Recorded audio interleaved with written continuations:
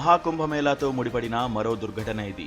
ప్రయాగ్రాజ్కు ప్రయాణం కట్టిన సామాన్యులను భద్రంగా గమ్యానికి చేర్చని మన రైల్వే వ్యవస్థ బాధ్యతారాహిత్యానికి నిదర్శనమిది.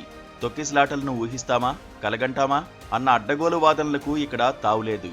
లక్షలాది మంది రైళ్లలో ప్రయాగ్రాజ్కు పయనమవుతున్నందున ప్రమాదాలకు ఆస్కారం లేని రీతిలో అన్ని ఏర్పాట్లు చేయాలి. అడుగడుగునా వారిని కనిపెట్టుకోవాలి.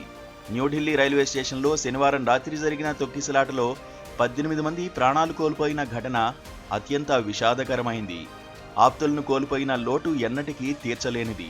తండ్రి కళ్ళెదుట కుమార్తె శిరస్సు ఛిద్రమైన ఘోరం సహా తొక్కిసలాట తీవ్రత ఏ స్థాయిలో ఎంత దారుణంగా ఉన్నదో తెలియజెబుతూ పలు కథనాలు వెలుగు చూశాయి.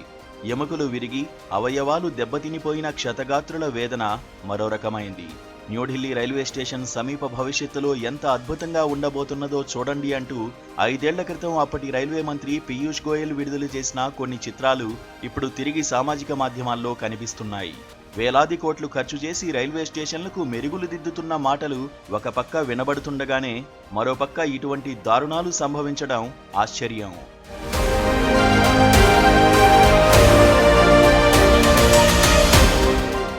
జరిగిన ఘోరానికి పద్ధతిపాడు లేని ఆ సాధారణ జనమే కారణం తప్ప తమ నిర్లక్ష్యం కాదని పరోక్షంగా వాదిస్తున్నారు. ఆఖరు నిమిషంలో మరో ప్లాట్ఫామ్ మీదకు రైలును తెచ్చి మీరు ఎక్కాల్సిన రైలు మీరు వేచి ఉన్న దగ్గరకు కాక వేరే చోటకు వస్తున్నదని ప్రకటించి రైల్వే అధికారులే తొక్కిసలాటకు కారకులైన సందర్భాలు గతంలో లేకపోలేదు. ఆ తర్వాత అటువంటి తప్పుడడుగులు వేయకూడదని నిర్ణయించుకున్నప్పటికీ ఇప్పుడు జరిగింది కూడా దాదాపు అటువంటిదే. అనేక రైళ్లు ప్రయాగ్రాజ్కే ప్రయాణం కడుతూ వేలాది మంది యాత్రికులు వాటి కోసం ఎదురు చూస్తున్నప్పుడు ప్రయాగ్రాజ్ అన్న ఒక్క మాట సదరు సామాన్య యాత్రికుల్లో గందరగోళాన్ని సృష్టించడం సర్వసాధారణం. మామూలు రోజుల్లోనే ఎక్కాల్సిన రైలు ఎక్కి కూర్చునేంత వరకు ప్రయాణికుడి మనసులో ఆందోళన నెలకొనే ఉంటుంది. ఈ కుంభమేళా కాలంలో పేరు చివర్లో చిన్న చిన్న మార్పులతో అన్ని రైళ్లకు గమ్యస్థానం పేరు తగిలించి ఒకే సమయంలో వేర్వేరు ప్లాట్ఫామ్ల మీదకు పలు రైళ్లను తెస్తే యాత్రికులు గాభరాపడ్డం సహజం.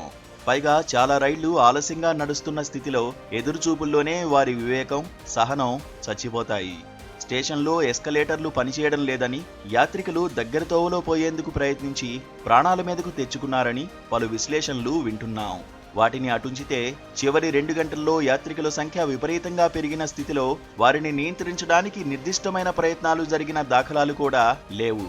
పావు గంటలో ఇన్ని ప్రాణాలు పోయిన తర్వాత అతివేగంగా వరుస రైళ్లలో యాత్రికులను తరలించగలిగిన రైల్వే శాఖ ముందు చూపుతో ఎందుకు వ్యవహరించలేకపోయిందో తెలియదు. ఈ ఘటన తర్వాత అమల్లోకి తెచ్చిన పలు రకాల రక్షణలు, జాగ్రత్తలు ముందే ఎందుకు లేవన్నది ప్రశ్న.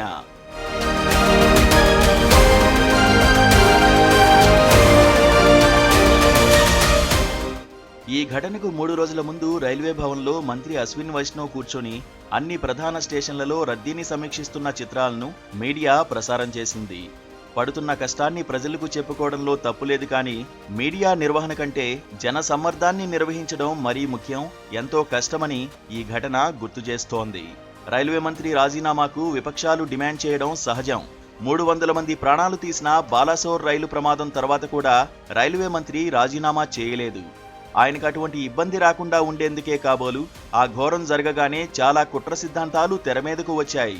రైలు దుర్ఘటనలు జరిగినప్పుడు వీలైతే విదేశీ శక్తులను లేకుంటే దేశీ కుట్రదారులను తప్పుబట్టి అసలు కారణాలను బయటకు పొక్కనివ్వకపోవడం అనాదిగా జరుగుతున్నదే. ఎన్ఐఏ, సిబిఐ వంటి సంస్థలను రంగంలోకి దించిన ఘోర రైలు ప్రమాదాల్లో సైతం నిజం ఇంకా వెలుగు చూడలేదు.